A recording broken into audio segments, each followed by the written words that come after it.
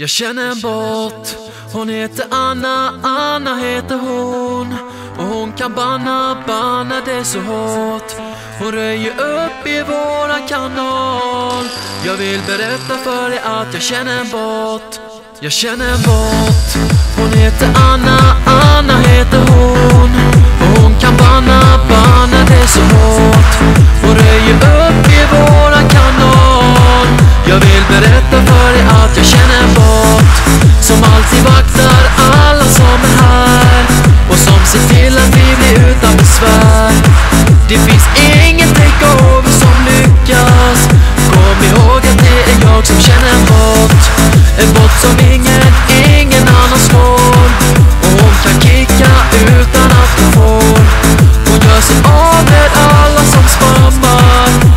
Ja, ingen kan slå våran bot.